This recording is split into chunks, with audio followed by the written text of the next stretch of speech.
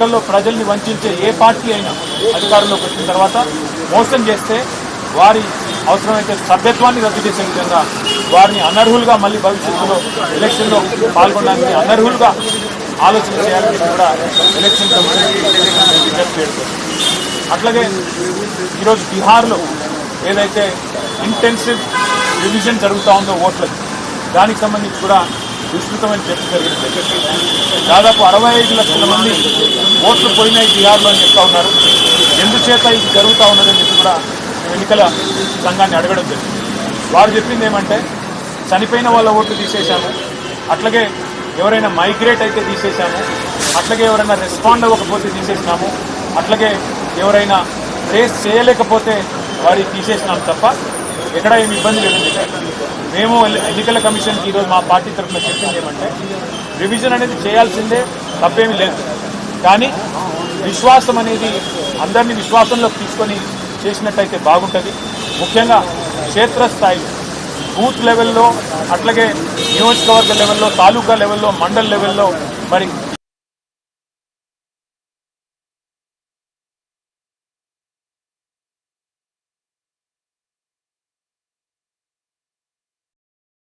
అఖిల పక్షాన్ని కూడా భాగస్వామ్యం చేసి పారదర్శకంగా ట్రాన్స్పరెంట్ గా చేస్తే ఇట్లాంటి అపోహలు రావు, అనుమానాలు రావు. లేకపోతే తప్పకుండా అనుమానాలు వస్తాయి. మీరు క్షేత్రస్థాయి నుంచి ఒక స్టాండర్డ్ ఆపరేటింగ్ ప్రొసీజర్ పెట్టి అన్ని పార్టీలను అఖిల పక్షాన్ని కూడా ఇన్వాల్వ్ చేయండి.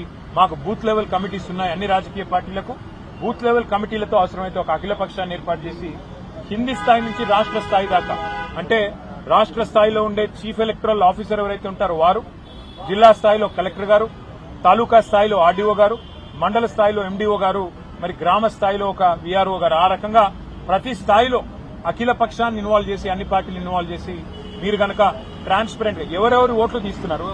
ఉదాహరణకి ఒక ఊరిలో ఒక 100 ఓట్లు పోతున్నాయి అనుకోండి.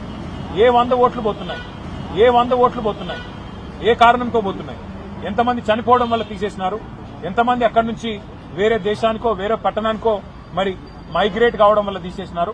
అది పారదర్శకంగా మీరు కనుక లిస్టు డిస్ప్లే చేస్తే అన్ని పార్టీల సమ్మతితో చేస్తే మంచిగుంటది. ఆ పని చేయండి అని చెప్పి కూడా వారిని కోరాం. అట్లాగే ఇవాళ వాస్తవం ఏంటి అంటే భారతదేశంలో ఇంకా ఎన్నికల సంస్కరణలు కూడా రావాల్సిన అవసరం ఉంది.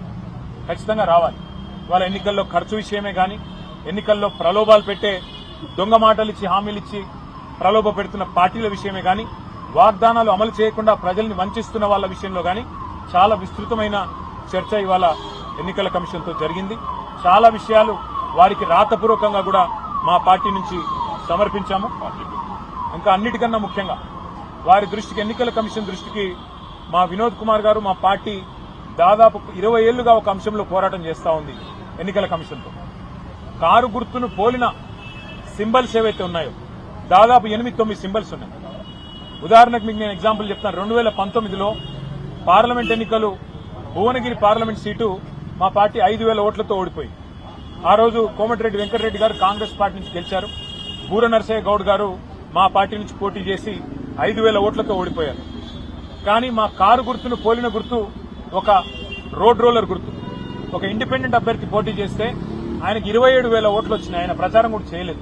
ఎందుకు చెప్తా ఉన్నా ఇదంతా అంటే ఇట్లా మా పార్టీకి ఒకసారి కాదు ఎన్నో సందర్భాల్లో నష్టం జరిగింది. మొన్న జరిగిన సాధారణ ఎన్నికల్లో కూడా మేము 14 సీట్లు 6,000 కంటే తక్కువ ఓట్లతో ఓడిపోయాం.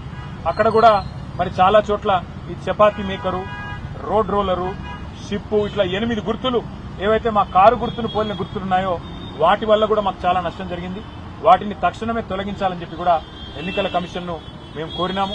ఇంకా రెగ్యులర్ గా ఫీడ్బ్యాక్ కూడా మా వైపు నుంచి ఎప్పటికప్పుడు ఇస్తాము, రిసీవ్ చేసుకోవాలని కూడా కోరాము. ఎన్నికల కమిషన్ కూడా వివిధ రాష్ట్రాలు పర్యటించాలి, ప్రజల్ని కూడా కాన్ఫిడెన్స్ లో తీసుకోవాలి. ఎక్కడికక్కడ అవసరమైతే మరి గ్రాస్ రూట్ లెవెల్లో కూడా ఎన్జీఓలతో, ప్రజా సంఘాలతో, ఎందుకంటే ఓన్లీ పొలిటికల్ పార్టీసే కాదు ప్రజా సంఘాలతో కూడా మీరు చర్చించండి. ప్రజల వాయిస్ కూడా మీరు వినండి. అవసరమైతే దక్షిణాదిలో, హైదరాబాద్ లో, మరో చోట, మరో ప్లేస్ లో పిలిచి అందరినీ కూడా మాట్లాడించి వాళ్ళ అభిప్రాయాలు కూడా తీసుకుని సంస్కరణలు తీసుకొని రావాలి అని చెప్పి మా పార్టీ తరఫున వివరంగా చెప్పడం జరిగింది. మరి వారు అన్ని కూడా సానుకూలంగా విన్నారు.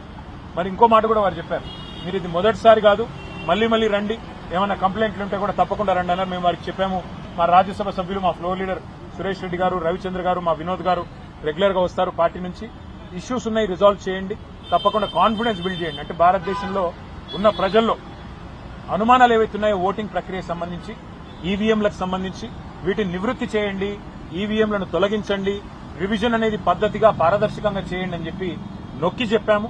మరి బహుశా వారు తప్పకుండా కనీసం కొన్ని సూచనలైనా పరిగణలో తీసుకుంటారు, న్యాయం చేస్తారు, ప్రజాస్వామ్యాన్ని కాపాడుతారు అనే విశ్వాసం మరి వ్యక్తం చేస్తా ఉన్నాం. Thank you. మళ్ళీ మాట్లాడుకుందాం. ఇవాళ జాతీయ స్థాయిలో ఎంత బ్రహ్మాండమైన బీహార్లో జరుగుతున్న ఎన్నికల సవరణ ప్రత్యేక జాబితా ఉంది. దేశవ్యాప్తంగా పెద్ద ఎత్తున అన్ని పార్టీలు ఆందోళన చేస్తున్నాయి. సుప్రీంకోర్టులో కూడా కేసులు